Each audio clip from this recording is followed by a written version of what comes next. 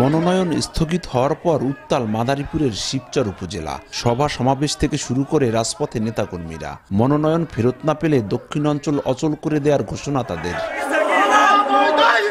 শুক্রবার দুপুরের পর শিবচর পৌরসভার হাতির মাঠের জনসভায় ব্যানার ফেস্টুন হাতে আসতে শুরু করেন দলীয় নেতাকর্মীরা।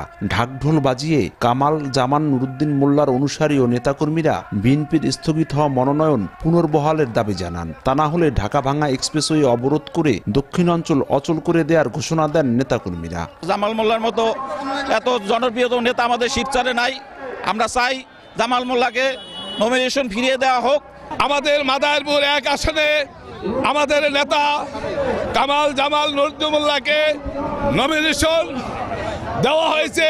সেই নমিনেশন স্থগিত করার প্রতিবাদে আমরা আজকে এই মিটিংয়ে অবস্থান নিতেছি। এই মিটিংয়ের মধ্য দিয়ে আমরা ঘোষণা করে দিতে চাই, যদি তার নমিনেশন ফেরত দেওয়া না হয়, আমরা দক্ষিণবঙ্গের যত রাস্তাঘাট আছে আমরা বন্ধ করে দিব।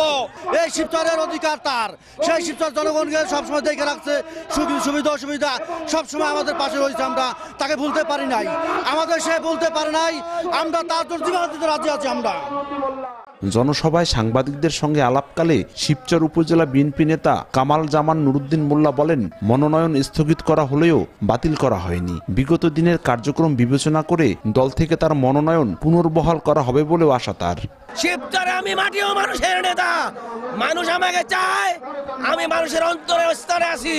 শিবচরে আমি চাই আমার প্রিয় নেতাকে ধানের শীষ নিয়ে এবার এই এমপি উপহার দেব। শিবচরে আজকে বিগত দিনে 20টি বছর আওয়ামী লীগের দোসর ছিল। এই শিবচরে আমি যদি এমপি ইলেকশন না করে এই সিটটি ধরে রাখা আমাদের জন্য মুশকিল হয়ে দাঁড়াবে। কারণ মানুষ আমাকে চায়, মানুষ আমাকে ভালোবাসে। আমি চাই আমার নেতা আমাকে মূল্যায়ন করবেন এবং আমাকে পূর্ণ বিবেচনা করে আমাকে ইলেকশন করার সুযোগ করে দেবেন। এর আগে গত সোমবার মাদারীপুর এক আসনে প্রার্থী হিসেবে কামাল জামান নুরুদ্দিন মোল্লার নাম ঘোষণা করা হয়। তবে 24 ঘন্টা না যেতেই মঙ্গলবার বিকেলে বিএনপির কেন্দ্রীয় কমিটির এক প্রেস বিজ্ঞপ্তিতে তার মনোনয়ন স্থগিত করা হয়। এতেই ফুঁসে ওঠেন নুরুদ্দিন মোল্লার নেতাকর্মীরা। সঞ্জয় কর্মকার, অভিজিৎ, সময় সংবাদ, মাদারীপুর।